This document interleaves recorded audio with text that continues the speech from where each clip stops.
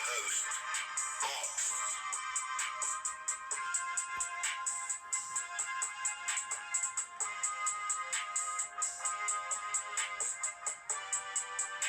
What up, what up?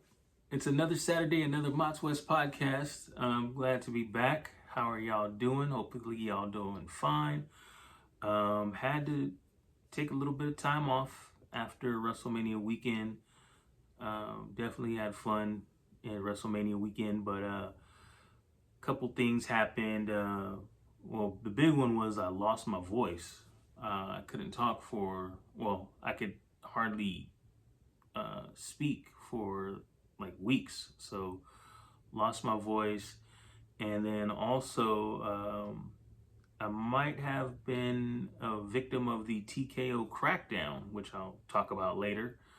But like I said, it's good to be back and trying to get y'all some of this wrestling content before TKO takes us out. So this weekend there's a lot going on. There's Saturday night's main event tonight. You got the match that I'm looking for is the Street Profits trying to win the tag team titles off the Vision, Logan Paul and Austin Theory. I think there's going to be something going on in that match. Saturday night main event. There's always something that happens on Saturday night's main event. Now these new episodes of Saturday night's main event have not really been John Cena's last match was great, but kind of not been living up to what would normally happen on a Saturday night's main event. Something big would happen, like a shakeup. So tonight I'm kind of expecting that the Street Profits may kind of blow up. So there's been stuff going on between Dawkins and Ford, so let's see. Then tomorrow, of course, is AEW Double or Nothing, which is going to be a huge pay-per-view. It's going to set up pretty much a lot of the matches that are going to be in All In Wembley, which is their WrestleMania.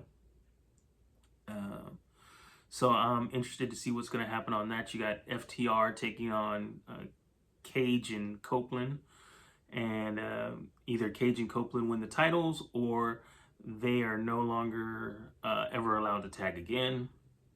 You got Darby Allin versus MJF for the AEW title versus MJF's hair. You got Will Ospreay versus Samoa Joe, first round of the Owen Hart tournament. Winner of that tournament will go on to face the AEW World Champion at All In. So looking forward to seeing all of that. So with that being said, let's get into this week's top news. The big story of the week was this. Okay, like I mentioned, TKO, the parent company that owns not only WWE, but they own UFC, they've been actually cracking down on content creators, podcasters, you name it.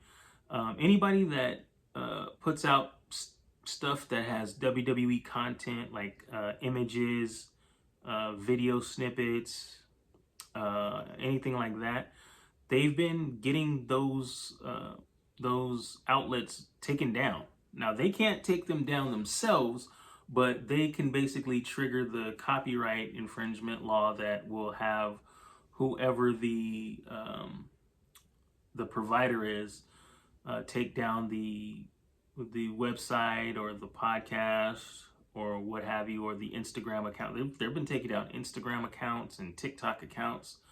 A lot of popular people that I actually vibe with. So, and I think I may be targeted because I use WWE content in my stuff, in my podcasts. But they've been seriously cracking down, and it's been kind of TKO's kind of been showing their colors, and it's a real money grab. They're all for the money. So we'll keep an eye on that. Another big story this week, Ludwig Kaiser, aka El Grande Americano, was arrested and booked this past Wednesday night, posted a $1,000 bond in Orange County, Florida on battery charges. So there's been developments coming out about this all weekend or all week. So first it was um, they said non-domestic. They're like, oh, okay, so he didn't beat up a wife or girlfriend. So turns out that he may have assaulted an elderly gentleman. And then the news broke that the elderly gentleman was a neighbor. Then another development, the neighbor actually, so the whole story apparently was the neighbor saw Ludwig and his new girlfriend, who happens to be Hispanic, and she's in triple A, triple A, triple A.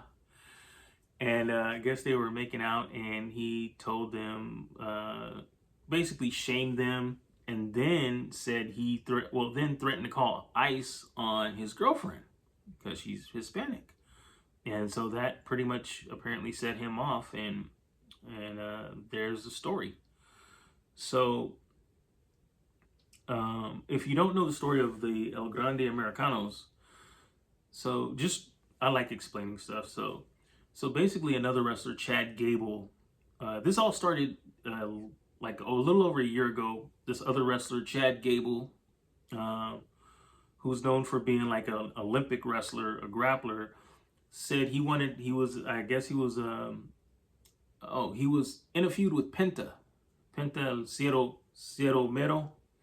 So he was in a feud with Penta, and he wanted to go down to Mexico and learn to be the greatest luchador of all time. So thus, he became El Grande Americano. So El Grande Americano actually won a bunch of matches with Chad Gable as Grande Americano, but he got injured like a couple months into that whole role. He got injured. Ludwig Kaiser kind of took over as El Grande Americano, but it was the running joke was everybody knows who it is. Everybody knows who El Grande Americano is. So Ludwig Kaiser, who is a lot taller than Chad Gable, starts wrestling as El Grande Americano. And so finally Chad Gable comes back. Now you have two El Grande Americanos. So Chad Gable comes back as the original El Grande Americano, while Ludwig Kaiser still plays El Grande Americano. So now they set up this big old feud between the two, where they're going to have this face-off on, I believe, May 30th in AAA. It's going to be mask versus mask. So this arrest may have put a damper on it. So the developments are still coming out about that. But coincidentally, this is all happening while Ludwig Kaiser's old tag team partner, Vinny Vici, I want to say his name was, in WWE. His real name is Fabian Eichner. So basically, Ludwig Kaiser, Vinny Vici or whatever, and Gunther, they were Imperium before. They started out kind of together, or they were put together at first in NXT, and in NXT Europe. So they started out as Imperium, but then for whatever reason, the WWE tried to release Ludwig and Vinci, and now Gunther is doing his own thing.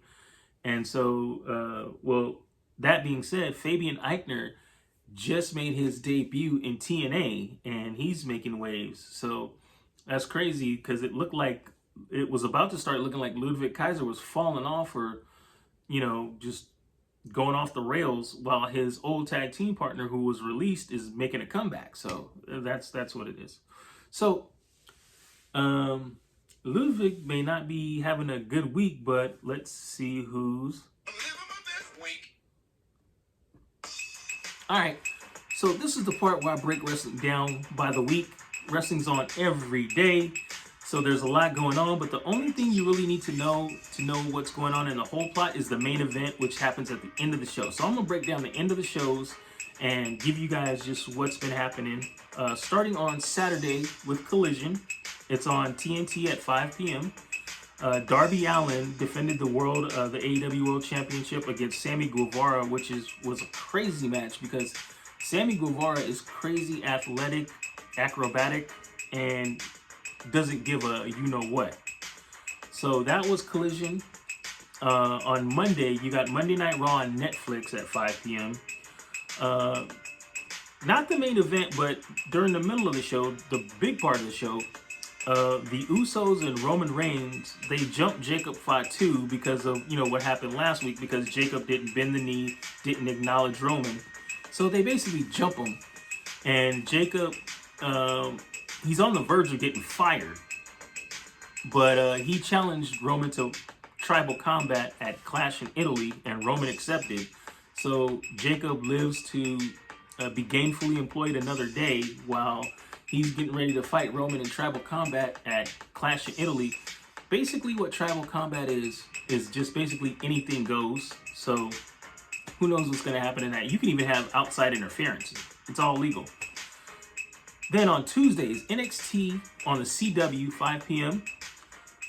Oh, I'm sorry. I didn't even tell y'all the main event. So the main event was Seth Rollins versus Austin Theory one-on-one. But of course, the Vision attacked, Braun Breaker attacked, and Street Profits actually came out to help Seth. Well, actually, Daryl Dawkins came out to help Seth.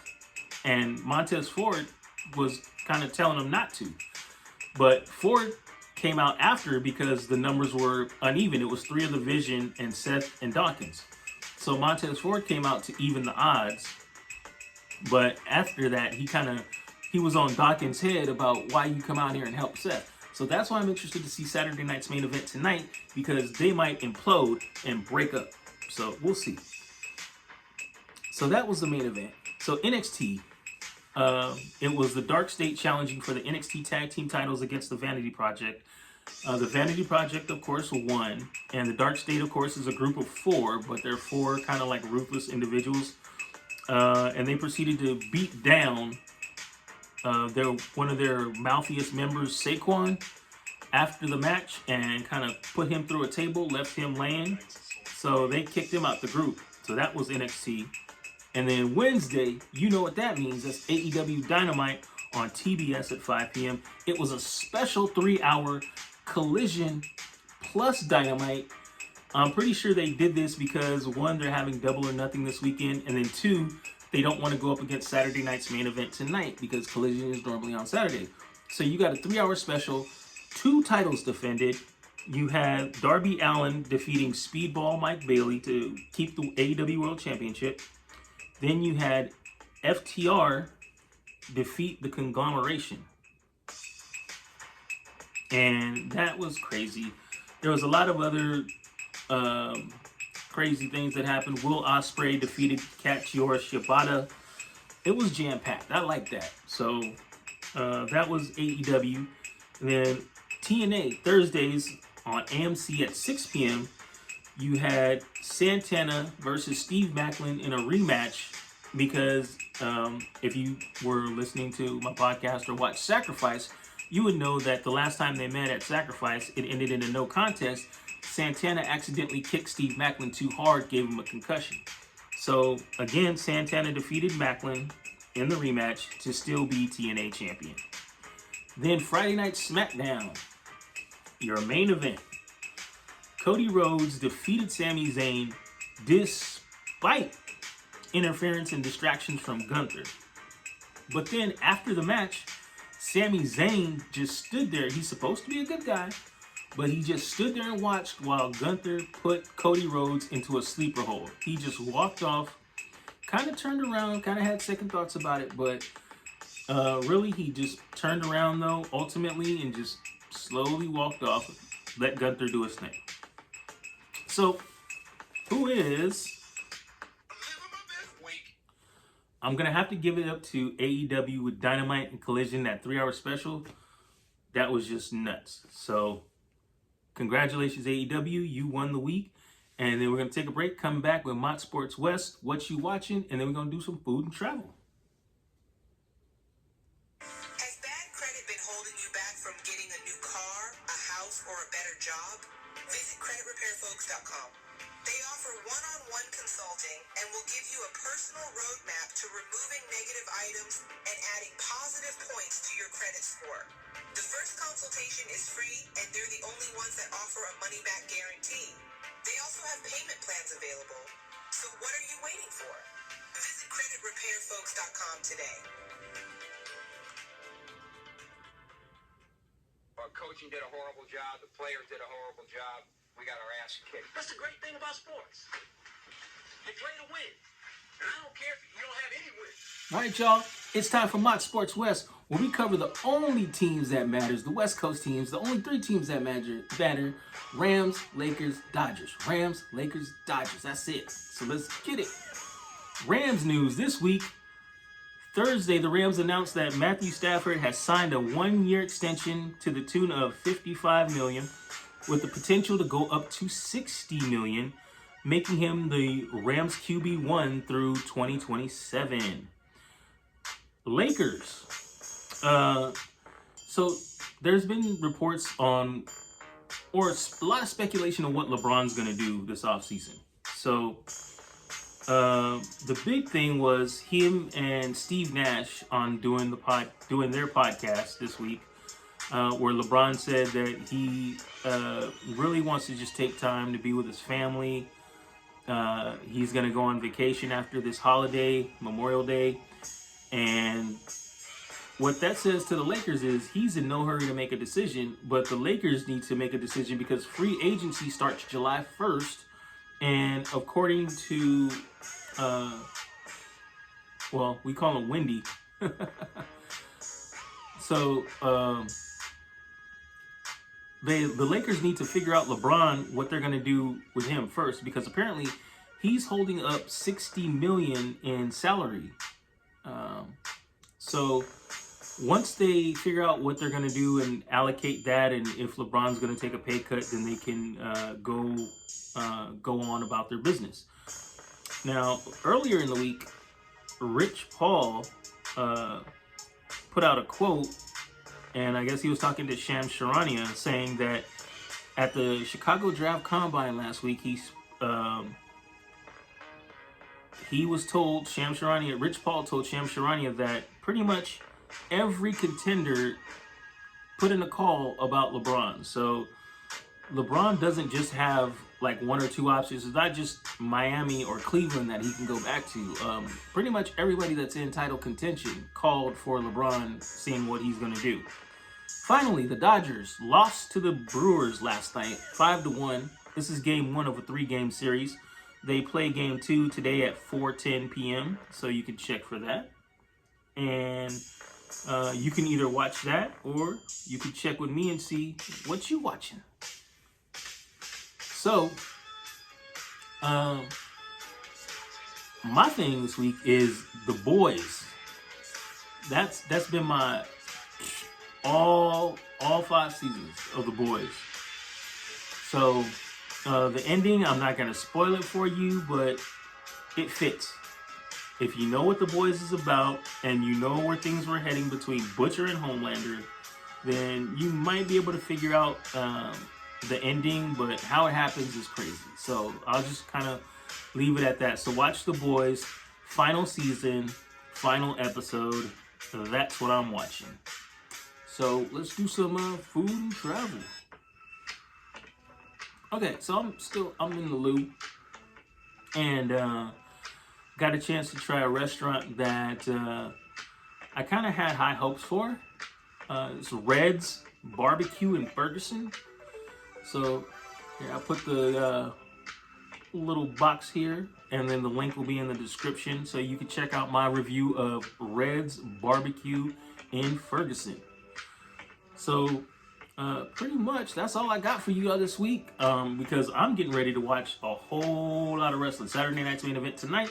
Then tomorrow you got AEW Double or Nothing, and I'm going to double down on some snacks, some cooking. I might do some barbecue myself. So hopefully y'all have a great holiday. Stay safe. God bless. Love y'all. Peace.